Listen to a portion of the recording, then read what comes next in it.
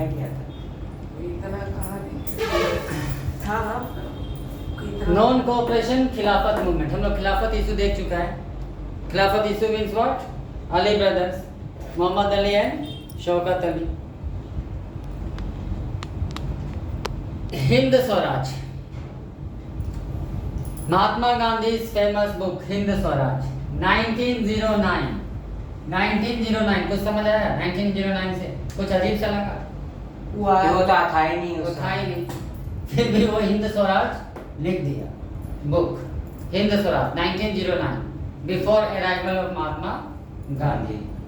इसमें वो क्या चीज लिखा? 3 things. First, British rule in India, operation of Indians.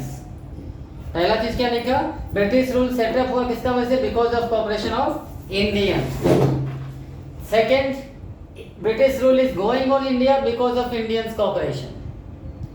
Third one, British rule would end in 1 year if Indians would stop cooperating with British। 1 year में ही rule खत्म हो जाएगा अगर इंडियन लोग कॉपरेशन बंद कर। सिंपल सा है, 3 मार्क का ही क्वेश्चन आएगा, 3 पॉइंट बन गया। Mahatma Gandhi wrote in his book, famous book Hind Swaraj, that British rule was set up in India because of Indians cooperation। Second thing, it is going on in India because of Indians cooperation। It will collapse in from India or end from India if Indians would stop supporting or cooperating with British। अब Indians लोग cooperate कैसे कर रहा था British से, जरा बताओ तुम। वो लोग उसका गुलामी कर रहा था। कैसे? टैक्स दे रहा था वो लोग। टैक्स दे रहा था, सही है। और टफ करने के लिए क्वेश्चन यही पूछेगा। According to Mahatma Gandhi, he mention in his book that British rule was going on India because of Indians cooperation. So how the Indians were cooperating? So first point पता हो गया, इंडियंस वर पेइंग टैक्सेस। और कोई वे? उन लोग वो क्या बोलता है, क्या था वो? और कैसे कोऑपरेट कर रहा था? How Indians were cooperating with British? इस टाइम तक तो उन लोग इंडिगो भी दे रहा था। इंडिगो तो ब्रिटिश को, ईस्ट इंडिया कंपनी को नहीं दे रहा था, वो लोग यूरोपियन प्लांटर्स को दे रहा था। हो सकता है फ्रेंच आदमी हो सकता है जर्मन आदमी हो, कोई भी हो सकता है। ये मेरे को एक पॉइंट याद आया। बोलो, बोलो। बोलिए अब। राजा लोग जो था उन लोग अपना गद्दी रखते हुए भी उन लोग रूल करने दे रहा था उसको। सही है। Princely states, the Indian kings were ruling their states but by the will of East India company. और कोई है? ब्रिटिश आर्मी में कौन है? Indian people, maximum Indians, means cooperating with British. British court में कौन जाता है?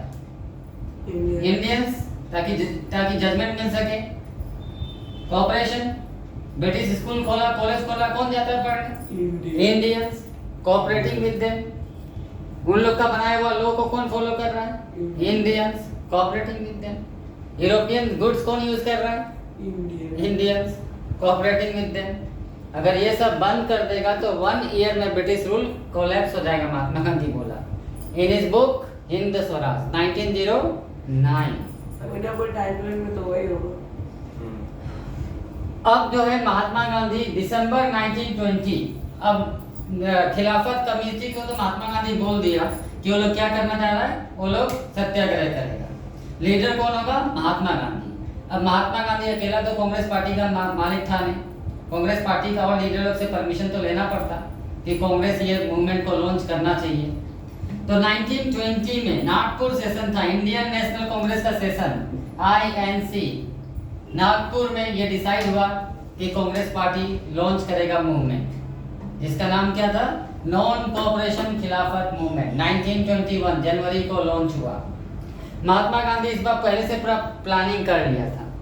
जैसे रोलेक्स सत्याग्रह क्या चीज से स्टार्ट हुआ था? क्या चीज से हुआ था रोलेक्स सत्याग्रह? वायलेंस से स्टार्ट हुआ था। हाँ, जलियांवाला बाग में मार दिया उसके बाद। इसे रोलेक्स था। रोलेक्स सत्याग्रह की वजह से जलियांवाला बाग इंसिडेंट हुआ था। रोलेक्स सत्याग्रह कब बिगिन हुआ था? 6 अप्रैल 1919 because of Rolex act. Rolex act का खिलाफ महात्मा गांधी ये किया था।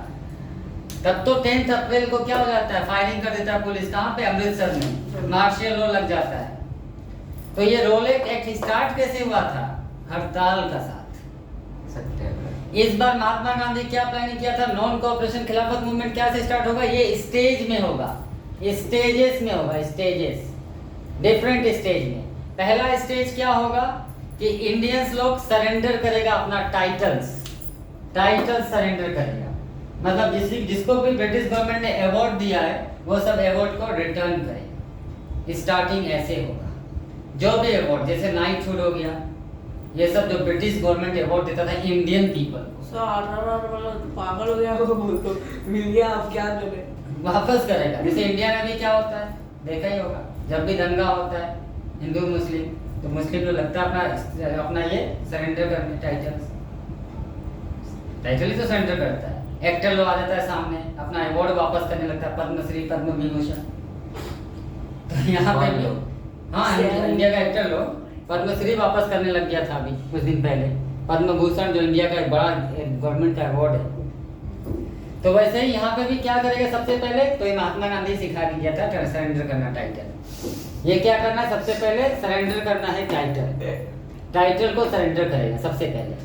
अगर ब्रिटिश गवर्नमेंट ऑपरेसिव हो जाता है, बहुत ही हर्ष हो जाता है, तब क्या करेगा, सिविल डिसोबीडियंस मूवमेंट कर देगा। सिविल डिसोबीडियंस मूवमेंट का मतलब क्या होता है?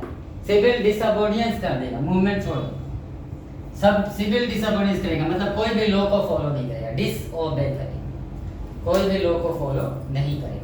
इस तरह से पहले से ही प्लानिंग किया हुआ था कि मूवमेंट स्टार्ट सर ऐसा कोई भी कंट्री नहीं होगा जिसमें सिविल वॉर नहीं हो। सिविल वॉर कोई भी कंट्री कहाँ, सभी में हुआ है। इंडिपेंडेंस के लिए भी अपने आप से ही भेड़ रहा। अब जब मूवमेंट शुरू हुआ तो ये सबसे पहले टाउन्स में शुरू हुआ। टाउन्स में कैसे हुआ ये क्वेश्चन पूछेगा। तो पीपल लोग स्ट्राइक पे चला गया, पीपल लोग बॉयकॉट किया। किसको बॉयकॉट किया? ब्रिटिश गुड्स, यूरोपियन गुड्स को बॉयकॉट करता है। स्टार्ट क्या करने लगा, स्वदेशी सामान जो है यूज करने लगा, लोकल। हाँ, they started, the people started wearing khadi. British good नहीं पहनना है, खादी पहनना है। इंडियन कपड़ा। Lawyers they stopped going to British courts. Sir Gandhi का सबसे बड़ा सम्मान। Students left schools and schools और कॉलेज स्टूडेंट लोग छोड़ दिया गवर्नमेंट वाला। अच्छा, चरखा तो पेंशन ही नहीं किया, जो करना नहीं चाह, आप लोग को फिर भी करना पड़ेगा। मैंने समझ में था वो चरखा एक तो क्या हो गया, वो बस वही तो घुमा, उससे क्या हुआ? वही तो कपड़ा बनता है। तो सर उससे इंडिपेंडेंस में क्या मिला? उन लोग को ओबे करना छोड़िए, उन लोग का कपड़ा नहीं पहनेगा अब से। हम लोग अपना खुद का वो बनाएगा। चरखा चला के क्या किया? हाँ?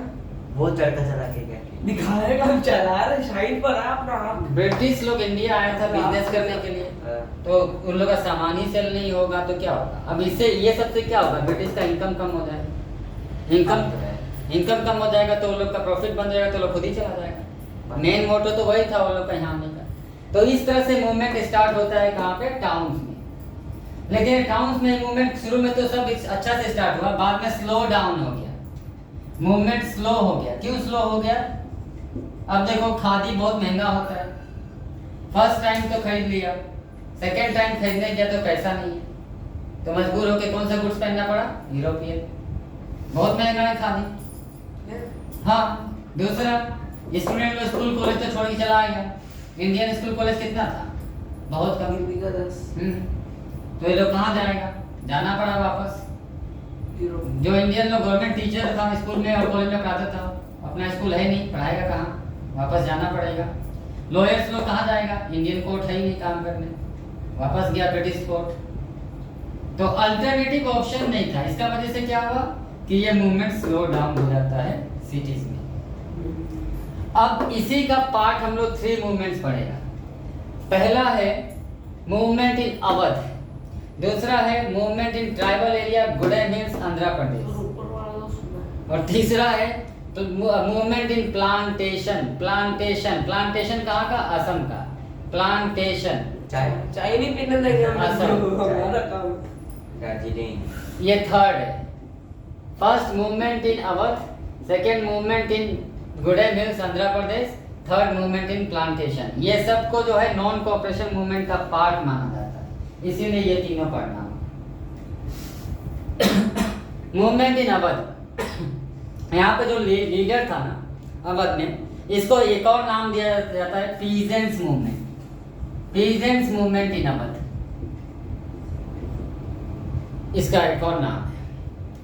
वही सेम टाइमिंग 1921 के टाइम में हुआ था। यहाँ पे जो लीडर था वो बाबा रामचंद्र था मूवमेंट का, बाबा रामचंद्र, जो कि ये कहाँ से आया था मालूम है? फिजी से होके आया था। फिजी में क्या कर रहा था ये? एज अ इंडेंजर्ड लेबरर था, इंडेंजर्ड लेबरर। अब ये कौन सा लेबर होता है? इंडेंजर लेबर तो नहीं, लेबरर।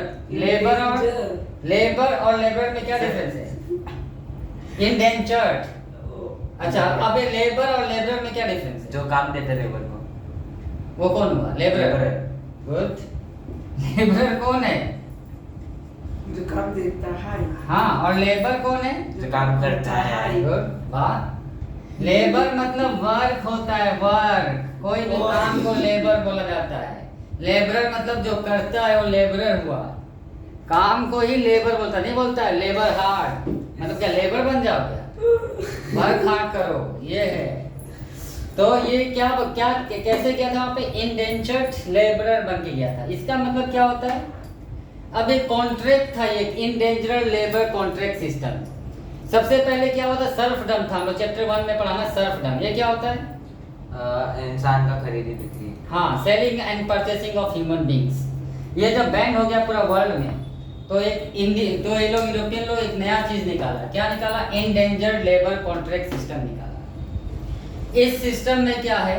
कोई भी अगर साइन करेगा ना, साइन, उसको बेचना पड़ेगा। हाँ, वो उसको 5 साल तक जिसके लिए साइन किया है उसी का वहां पे काम करना होगा, बाहर जाके, इंडिया में नहीं, foreign countries, mostly Caribbean islands, Fiji, Malaysia, south तो अफ्रीका। इंडियन लोगों का भी अच्छा खासा पॉपुलेशन है, इसलिए तो वो लोग अभी वहीं पे आ रहा है। हम लोग इंडेंजर कॉन्ट्रैक्ट सिस्टम ये था, 5 इयर्स तक उसी मालिक के लिए वहां पे काम करना पड़ेगा। तो सर ये बाबा रामचंद्र भी वहाँ पे काम हाँ, करते हैं। इंडेंजर लेबरर बन के गया था 5 इयर्स तक।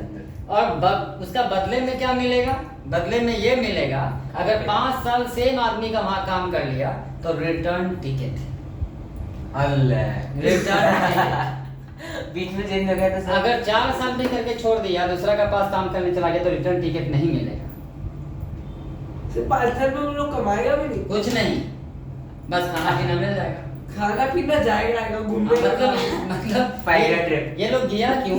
क्योंकि यहाँ पे रहेगा तो टैक्स देना होगा, काम कर ही नहीं पा रहा है, काम है ही नहीं, जमीन नहीं है, टैक्स कहाँ से देगा? तो उससे अच्छा चलो सर जैसे कोई आदमी है अमीर एकदम अच्छा खासा, अगर वो इसमें साइन करे और चला रहा है जैसे एकदम न्यूयॉर्क साइड में, एकदम ऐसा एकदम अच्छा खासा साइड में, वहाँ जाके काम छोड़ दे, वही रहेगा, खत्म इंडिया। वही तो किया आधा से इंडियन लोग।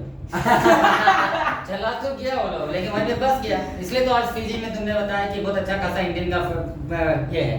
वेस्ट इंडियन क्रिकेट टीम में हमेशा 4-5 इंडियन मिलता है। कौन है लोग? वही है, इसी से सलमान रामपाल है तो सभी अभी जो है, नारायण है, ये जो भी कैप्टन है, पूरन भी तो वही इंडियन ही है। सब तो इंडियन है, हमेशा इंडियन मिलेगा। है। हाँ, है? सब इंडियन है। पूरा ये लोग सब इसी समय गया है, इसी टाइम का लोग गया। लेबरर उन लोग का फोरफादर लोग indenture labour contract system sign करके गया। सर लोग खुद का विल से साइन करते हैं। हाँ, विल से, क्योंकि यहाँ पे रहेगा तो जमीन नहीं है, टैक्स देना ही पड़ेगा जमीन लेने से। यहाँ पे ब्रिटिश का फिर मार खाना है, पनिशमेंट झेलना है, तो उससे अच्छा चला जाओ यहाँ से 5 साल के लिए। हो सकता है 5 साल बाद शायद ब्रिटिश चला जाए तो यहाँ वापस आके रहेगा, रिटर्न टिकट तो मिल ही रहा है। अच्छा खासा पैसा मिल रहा है, हमें सस्ता भी माल मिलता है, तो जाने क्यों? यहाँ पे तो पेट भरने के लिए भी खाना नहीं मिल रहा है ना, वहाँ तो 5 साल रह के खाना तो मिलेगा, और 5 साल बाद वापस लेके आएगा ही वो लोग। वापस लेके आएगा तो हो सकता है इंडिया बदल जाओ। सर एक सेकंड, 5 साल अगर जाएगा वापस आएगा, वापस साइन करके वापस गया तो क्या वापस साइन किया वापस नहीं तो हाँ, अगर यहाँ अच्छा नहीं लगा, सेम ब्रिटिश का ही पहला, तो फिर साइन करके फिर जाओ। यार न्यूयॉर्क जाना है। इस बार न्यूयॉर्क जाएंगे। ठीक है, तो ये लोग क्या करते थे ना, ये जो कॉन्ट्रैक्ट सिस्टम था ना, ये यूरोपियन लोग साइन करवाते थे, सिर्फ ब्रिटिश नहीं, यूरोपियंस। कहाँ लेके जाता था इन लोग को? कैरेबियन आइलैंड, फिजी, वहाँ पे प्लांटेशन का काम कराना है, मेहनत वाला काम। प्लांटेशन मतलब जैसे इंडिगो हो गया, शुगर केन हो गया, और वहाँ का क्लाइमेट तो बहुत ही, यूरोपियंस लोग तो काम कर ही नहीं सकता, इंडियंस लोग कर सकता है, इसलिए इन लोग को लेके। और यहाँ पे यूरोपियंस लोग सीधा इंडियन से कॉन्ट्रैक्ट साइन नहीं करता है, लोग एजेंट रखा हुआ था, एजेंट जो इंडियन होता था, वो हमेशा फॉल्स इन्फॉर्मेशन देता था कि वहाँ पे बहुत अच्छा काम है, कम वर्किंग आवर्स है, बहुत अच्छा वेजेस भी मिलेगा, रहने के लिए बहुत अच्छा घर मिलेगा, ये सब झूठ फॉल्स इन्फॉर्मेशन देता था ब्रिटिश को, ये इंडियन लोग को। इंडियन वाला ही एजेंट था, किसका एजेंट था? यूरोपियंस का। ये अगर ब्रिटिश को बोलता ना और फिर यहाँ पे आके रद्दी कर देता, और फिर तो ब्रिटिश लोग अच्छा हो जाता है, थोड़ा तो सोचा है, पर सोचे नहीं। देखो एजेंट लोग, ये लोग रॉन्ग इन्फॉर्मेशन देता था, इसलिए इंडियन लोग साइन कर लेते थे, बोलता था अच्छा जैसे अभी मुंबई में चला जाओ तो मतलब बहुत तो मिलेगा, बोले चलो दुबई तुमको पहुंचवा देगा, वहाँ पे ये काम भी दिला देगा, ऐसा मिलेगा वैसा मिलेगा, सब फॉल्स इन्फॉर्मेशन। पैसा ही पैसा होगा। और एजेंट लोगों को क्या मिलता था? पैसा मिलता था यूरोपियन से, मालिक से, जितना आदमी दो उतना मिलेगा। तो ये था indenture labour contract system 5 years के लिए। तो बाबा रामचंद्र भाई भी वहीं गया हुआ था, क्या बन गया? इंडेंजर लेबर बन के गया था, फिर वहां से वापस भी आया। तो अब ये जो था लीडर था मूवमेंट अवध का। सर ये बेगर क्यों बना? हाँ बेगर अभी नहीं बोला देखो। अच्छा। फिर इसके बाद बाबा रामचंद्र इसका लीड कर रहा था। जवाहरलाल नेहरू ठीक 1920 में, हाँ 1920 में अवध जाता है, 1921 में मूवमेंट स्टार्ट होना है, 20 में पंडित जवाहरलाल नेहरू अवध गए। क्या वहां पे जाकर के क्या बनाया? अवध किसान सभा, मतलब एक ग्रुप। क्यों बनाया? ताकि जो है ये अवध किसान सभा का मेंबर लोग का रेस्पॉन्सिबिलिटी हो कि यहाँ पे जब मूवमेंट शुरू हो तो लोग यहाँ पे भी मूवमेंट करें, क्योंकि पंडित नेहरू कांग्रेस का बड़ा लीडर तो गांव में नहीं आएगा ना, मूवमेंट को लीड करने के लिए नहीं आएगा, तो यहाँ लोकल लेवल पे कोई तो मूवमेंट करना चाहिए, इसलिए यहाँ पे अवध किसान सभा बनाया।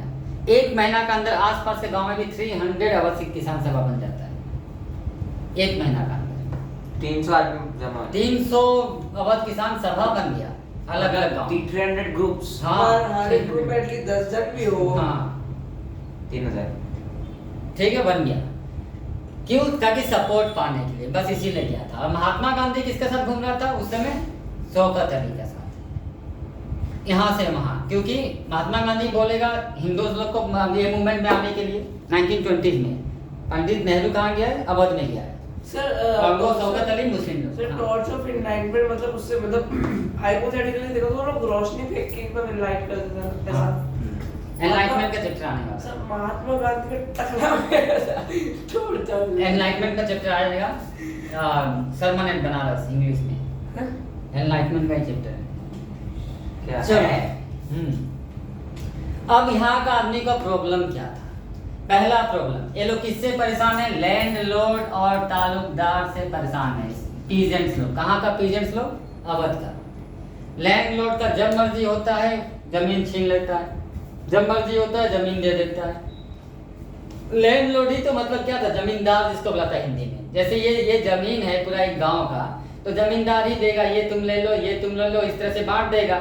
बांटने के बाद वो क्या बोलेगा कि हमको ईयरली रेंट देते रहना। सर उसको बांटने की जरूरत ही है, उसका रेंट वो अपना आराम से रहे। बांटेगा ना, क्योंकि उसको तो ब्रिटिश दिया हुआ है लैंड, उसको तो ब्रिटिश को टैक्स देना है ईयरली, और ब्रिटिश वाला तो वो फिक्स है, जिसको बांटा उससे टैक्स लेके ऊपर टैक्स ब्रिटिश को देगा। हाँ तो मतलब कि जिससे टैक्स ले रहा है वो डबल टैक्स लेगा। ज्यादा ही लेगा, वो अपना बेनिफिट तो करेगा ही, दिस इज ज्यादा तो लेगा। दिस इज तो सिर्फ बोलने से सिर्फ ब्रिटिश हम लोग को रूल नहीं कर रहा था, ये जमींदार लोग भी था, बोलने से तो यही हुआ। अब ये लोग सिर्फ रेंट ही नहीं लेगा, और क्या करेगा? मान लो हम तीनों को जमीन दे दिया, ठीक है, हम तीनों को बोलेगा मेरा अपना लिए भी जमीन रखेगा, ये लोग कुछ जमीन बोलेगा मेरा जमीन पे भी आके खेती करना होगा, तो जमीन छीन लेगा, फ्री में आके करना होगा, जाना पड़ेगा हम लोग को। बोलेगा मेरा घर में आके कपड़ा धोना होगा, जाना पड़ेगा हम लोग को। दूसरों से क्या दुश्मनी करे आप? हमारे ही दुश्मनी। इसी चीज को क्या बोला जाता है? बेगार, वर्क। अच्छा वो अलग है। हाँ। मेरे नाम बेगर। वर्क ये जी यार वर्क विदाउट पेमेंट। क्या है इसमें बेगार? डबल जी होता है, इसमें सिंगल जी है, बस और कुछ फर्क नहीं है। बेगार क्या होता है? वर्क विदाउट पेमेंट, बेकार। बिना वर्क, बिना पेमेंट का, बिना पैसा का काम कराना। क्यों करने को मजबूर थे लोग? ऑप्शन ही नहीं था, जमीन छीन लेगा तो घर कैसे चलेगा? कुछ जमीन छीनने नहीं देना है। बेकार is derived from an English word बेकार। बेकार। Which means हाँ, मतलब तो same है ना? बेगार और बेकार, शायद इंडियन लोग ही नाम दिया होगा बेगार, इंडियन लोग ही बोला होगा। तू बेकार है क्या बोला? बेकार। तो ये लोग क्या हुआ कि इस तरह बेगारी करना ही पड़ेगा, ऑप्शन नहीं है, नहीं तो जमीन छीन लेगा। अब ये लोग पैसा और लैंडलॉर्ड अलग अलग टैक्स भी मांगता था, अलग अलग पैसा, different types of taxes, Ram Raju अलग अलग, ठीक है। ये था प्रॉब्लम, ये लोग किससे परेशान था? लैंडलॉर्ड और तालुकदार से। ये लोग का प्रॉब्लम, ये लोग को ब्रिटिश से कोई मतलब नहीं है, अवध का पीजन से, ये लोग परेशान है सिर्फ लैंडलॉर्ड और तालुकदार से। अब ये लोग क्या किया, ये लोग सोशल बॉयकॉट स्टार्ट कर दिया। किसका? राम राजू तो राजू लिखा। सर बेकार किसको बोलते हैं? जो बेमतलब का काम कर रहा है। बेकार means a work without payment. तुम मेरे लिए काम करे पर तुमको पैसा नहीं देगा, वर्क मतलब विदाउट, ऐसे ही तू तो काम भी नहीं करता, पैसा भी नहीं देता है। ठीक है। अब देखो ये लोग क्या किया, अब ये लोग सोशल बॉयकॉट करना स्टार्ट किया। किसका सोशल बॉयकॉट? तालुकदार और लैंडलॉर्ड्स का। सोशल बॉयकॉट का मतलब क्या होगा? जो नाई लोग होगा वो लोग उन लोग का हेयर कट नहीं करेगा, धोबी लोग जो होगा उन लोग का कपड़ा नहीं धोएगा। और 1920 का जमाना, जमींदार अपना हाथ से कपड़ा धोएगा क्या? कभी नहीं धोएगा। जमींदार अगर कोई देख लिया कि अपना हेयर खुद काट रहा है तो उसका समाज में निकलने के लिए उसको अलाउड नहीं होगा। तो ये लोग सोशल बॉयकॉट, ये लोग भी अच्छा काम किया, सोशल बॉयकॉट स्टार्ट कर दिया। ये बोला कि नाई धोबी बंद बुला दिया है, नाई धोबी लोग उन लोग का कोई काम नहीं करेगा। कौन लोग? खुद बोला लैंडलॉर्ड लोग? नहीं लैंडलॉर्ड नहीं, यहाँ का पीजेंट्स लोग अवध का। अच्छा। ये मूवमेंट स्टार्ट हुआ है तो ये लैंडलॉर्ड के खिलाफ ही हुआ है, तालुकदार लोग के खिलाफ हुआ है। लीडर कौन है? बाबा रामचंद्र, ठीक है। ब्रिटिश बाहर में नहीं, पहले लैंडलॉर्ड को संभाले। अब क्या हुआ, ये लोग ये भी एक फॉल्स बात बोला कि महात्मा गांधी बोला है कोई रेंट नहीं देना है, जबकि ये फॉल्स था, रूमर था। महात्मा गांधी ऐसा कुछ सर रूमर नहीं था, वो बोला था पर ये झूठ। नहीं बोला। नहीं सर, वो बाद में बोला बैक था। ऑफ कर लिया। चलो हो गया। तो यहाँ पे ये लोग जो है इस तरह से मूवमेंट करता है, किसे? सोशल बॉयकॉट करके, ये मूवमेंट था। लेकिन हाँ, ये लोग वर्ड स्वराज यूज किया, ये लोग भी वर्ड स्वराज यूज किया, महात्मा गांधी का नाम भी ये लोग यूज किया, टाइमिंग भी सेम था। अब दूसरा मूवमेंट देखता है, कोइंसिडेंस सारा चोरी था। पंडित जवाहरलाल नेहरू गया था, मतलब मकसद तो वही था ना उस टाइम में अरे movement का। गांधी का नाम लेते खत्म काम, बस हम अपना इंडिया का काम नाम हो गया। चलो movement in tribal area, tribal मतलब mountainous area, forest area, Nagaland, Andhra Pradesh, Gudem hill देखिए। यहाँ पे क्या हुआ था कि गुडेन हिल्स में जब ब्रिटिश आया तो लोग रिजर्व्ड फॉरेस्ट डिक्लेयर कर दिया, मतलब कोई लोग फॉरेस्ट में नहीं जा सकता। हम लोग जियो का लेसन 2 में पढ़ा, रिजर्व फॉरेस्ट क्या होता है, नहीं जा सकता। अब ये जो है गुडेन हिल्स का जो ट्राइबल पीपल था, इन लोग को ऐसा लगा कि हम लोग का ट्रेडिशनल राइट है फॉरेस्ट में जाना। इन लोग का तो लाइफ ही पूरा उस पर डिपेंड था, फॉरेस्ट पे डिपेंड था। मेडिसिन से लेके कैटल को ले जाना, फ्रूट ले आना, सब कुछ उसी पे डिपेंड था। तो ये लोग ब्रिटिश से बहुत एंग्री हो जाता है, इन लोग का लाइवलीहुड छीन जाता है। इन लोग को तो और कोई काम करना आता नहीं था उस समय, फॉरेस्ट में जाना ही बंद कर दिया। अब ये लोग क्या हुआ कि ये लोग गुस्सा हो गया, और ये लोग के साथ ये लोग से भी बेकार करवाता था। कौन करवाता था? ये ब्रिटिश कराता था, बेकार ब्रिटिश कराता था। ब्रिटिश कैसे बेकार कराएगा? रोड बनाना है उस एरिया में, इन्हीं लोग को लेके जाएगा। ब्रिज बनाना है, इन्हीं लोग को लेके जाएगा। तो यहाँ पे भी बेगार एक इम्पोर्टेंट फैक्टर है, बेगार। लेकिन ये बेगार कौन कराता था? ब्रिटिश लोग, रोड बनाने का, ब्रिज बनाने का, ये सब। वो इंडियन बेकार तो बदले में क्या मिलता था? बदले में कुछ नहीं, बेकार, वर्क विदाउट पेमेंट। तो सर इन लोग को जबरदस्ती करवाता था। जबरदस्ती। अब क्या हुआ, ये लोग गुस्सा हो गया ब्रिटिश से। अब कितना 5 पॉइंट भी हम लोग लिख सकता है इसका बारे में। Causes of tribal movement in Andhra Pradesh. First क्या? High revenue. दूसरा क्या? रिजर्व फॉरेस्ट वाला रीजन। थर्ड क्या? बेगार। फोर्थ वन, रेड टैक्स तो देना है, रेवेन्यू देना है, तो ये लोग मनी लेंडर लोग से लोन ले करके रेवेन्यू पे करने लगा। फिर इन लोग का लाइवलीहुड, इन लोग का काम ही चला गया। सर ये लोग लैंडलॉर्ड से भी बोल लेता था क्या? रुपया। लैंडलॉर्ड से नहीं लेगा, लोग मनी लेंडर हो गया, मनी तो लेंडर। सर इनका मेन काम ही मनी लेंड करना था। हाँ, मेन काम ही मनी लेंडर। सही बिजनेस है। ठीक है, तो यहाँ पे 5 रीजन तुम लोगों को निकालना होगा, इसका 5 कॉजेस। 5 कॉजेस पूछता है हमेशा, आराम से बना सकता है। सर ये क्या LI सीताराम राजू? हाँ बता रहा है। यहाँ पे लीडर कौन है? अल्लूरी सीताराम राजू। अल्लूरी तस्वीरी। ठीक है, ये बहुत इंटरेस्टिंग फिगर था। पहला बहुत फैंसी है अल्यूरी। सीताराम राजू चलो। मेरा अल्यूरी। अभी क्या है, ये बहुत इंटरेस्टिंग फिगर है। ये क्या बोलता है, खुद को भगवान का अवतार बोलता था। कौन? अल्लूरी सीताराम राजू। ये जहाँ भी जाता था बोलता था हमको बुलेट लगने से भी कुछ नहीं होगा, हम फ्यूचर बना सकता है, बीमार को सही कर सकता है, स्पेशल पावर है मेरे पास। अरे वो ठीक है, वो ये सब बोलता था और आदमी लोग भी मानता था उसको एक लोहे कि की हाँ सही है। गोली मेरी हाथ को अब क्या हुआ कि ये जो है यहाँ पे लीड करता है, किसको, मूवमेंट को लीड यही करता है। और यहाँ पे जो मूवमेंट स्टार्ट होता है उसका नाम रहता है मिलिटेंट गुरिल्ला मूवमेंट। गोरिल्ला हम्म। क्यों? मिलिटेंट गुरिल्ला मूवमेंट का मतलब क्या होता है, अचानक से फॉरेस्ट में छुप के रहना, अचानक से बाहर आना, अटैक करना और फिर जाके गुरिल्ला छुपना। टेक्निक्स। ठीक है, militant guerrilla movement. Without technique. Movement. हाँ ये जो है टेक्निक है, मतलब छुप के रहना, बाहर निकला, पोस्ट ऑफिस को अटैक किया, रेलवे स्टेशन को अटैक किया, फिर जाकर छुप गया। मोदी समाज मोदी। Militant guerrilla movement. अब ये यहाँ पे, लेकिन अल्लूरी सीताराम राजू को 1921 या 22 मार दिया। हाँ उसको गोली से एग्जीक्यूट कर दिया, फांसी दे दिया, उसको पकड़ लिया गया। गोली लेकिन मारना आज भी, चाहता है। लेकिन आज भी इस एरिया में जा करके देखो तो उसका पूजा होता है आज भी। Alluri Sitarama Raju Aluri not Aluri. ASR2 sir रुको प्लीज। कौन है? या उठाना है कौन है? उठाओ। कौन है? बात करो स्पीकर। हेलो हेलो कौन बोल रहा है? हेलो सर हेलो कौन बोल रहा है? हेलो कौन बोल रहा है? नहीं पता कौन है बे? Wrong number. सॉरी। नंबर नहीं है, नंबर सही है। हम लोग बच्चे से बात नहीं करते। छोटे बच्चे हो क्या? अब आएगा तब आप बात करना। चलो, तो यहाँ पे क्या हुआ, इस तरह से मूवमेंट खत्म हो गया। अब चलो आसाम का देख लेता है, प्लांटेशन मूवमेंट इन आसाम। तो ये जो कॉन्ट्रैक्ट सिस्टम, बहुत सारा आदमी लोग ना आसाम में आया था, सेंट्रल यूपी से, बहुत सारा आदमी लोग।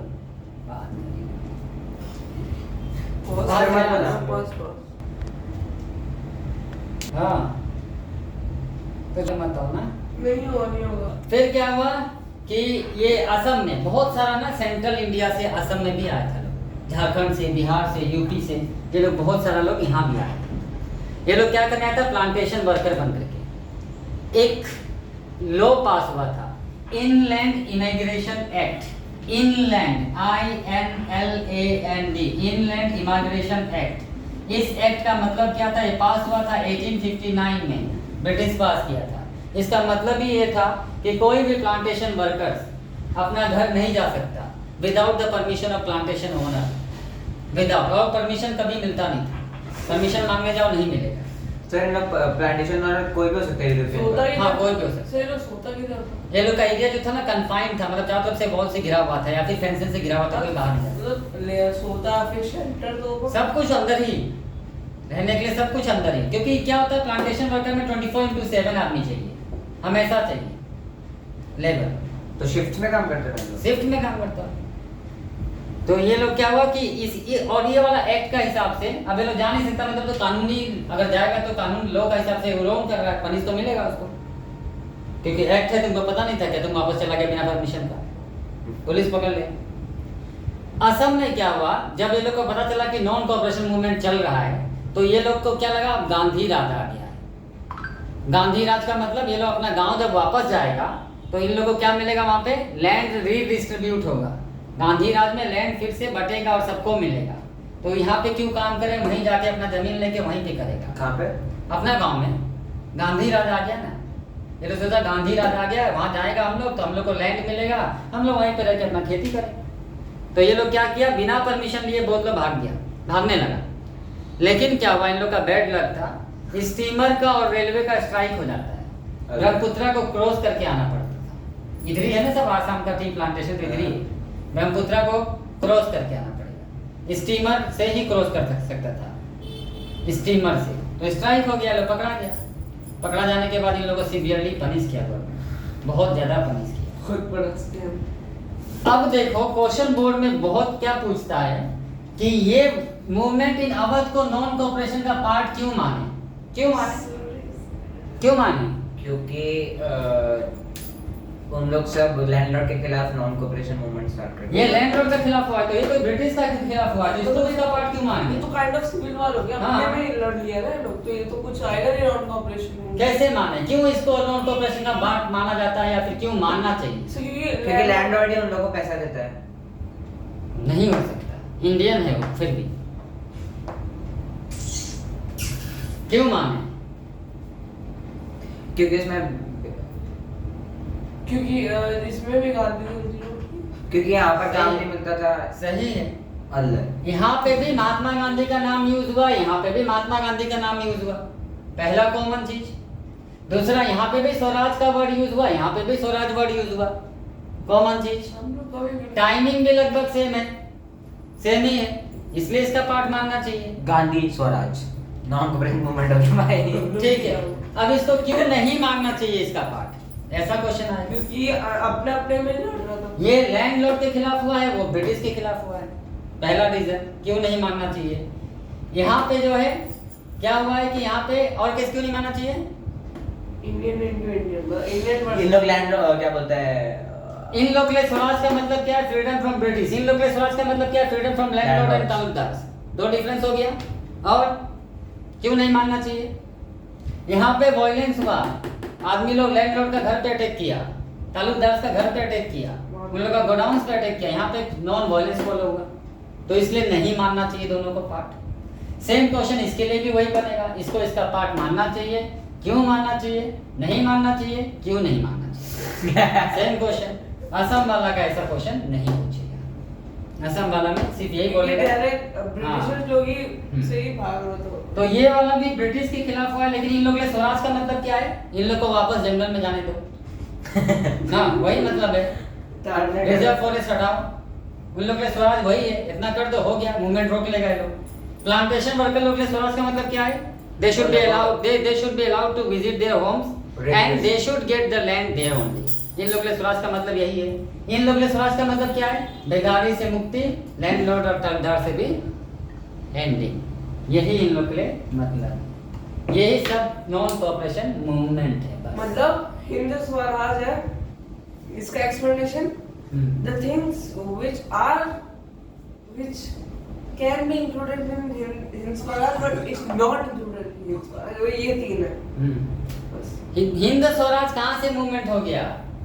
हिंद स्वराज तो एक बुक है, महात्मा गांधी ने लिखा है, नॉन नॉन कोऑपरेशन खिलाफत मूवमेंट। व्हाई, हाँ क्यों इंक्लूड क्यों नहीं? तो सर नॉन कोऑपरेशन खिलाफत मूवमेंट का एक बहुत बड़ा पार्ट हिंद स्वराज भी है। हिंद स्वराज तो एक बुक है, वो एक बुक की वजह से उन लोग में इन्फ्लुएंस आया है, बोल सकते हैं। नहीं बोल सकता। तो सर ये नॉन कोऑपरेशन मूवमेंट क्यों स्टार्ट आया हुआ? ये सबसे टफ क्वेश्चन है, एक बार शायद सीबीएसई पूछा अभी तक। क्यों महात्मा गांधी लॉन्च किया इसको, किसने लॉन्च किया? यहाँ पे तो कोई इंसिडेंट नहीं हुआ जैसे रोलेट एक्ट वगैरह, ऐसा कुछ तो हुआ ही नहीं है कि गुस्सा में लॉन्च कर दिया चलो। साथ में आ जाओ। हाँ सबको एक साथ। Unity। पहला चीज, Mahatma Gandhi was to became confident that after the success of Champaran सत्याग्रह, खेड़ा सत्याग्रह, जब वो सब सक्सेसफुल होगा महात्मा गांधी के अंदर कॉन्फिडेंस आता है कि हम लोग बड़ा मूवमेंट कर सकता है। First. Second reason, Khilafat issue. Mahatma Gandhi wanted to raise the issue of Khilafat against the British, इसलिए इसका पार्ट बना के लॉन्च कर दिया। थर्ड वन, महात्मा गांधी को लगा कि रीजनल मूवमेंट करके कोई भी बेनिफिट नहीं हो सकता, नेशन वाइड मूवमेंट करना चाहिए, इसलिए मूवमेंट को लॉन्च करता है। अगर ज्यादा टफ होगा तो यही क्वेश्चन आएगा। स्टेट का सीईओ नहीं, इंडिया का सीईओ बनने का है।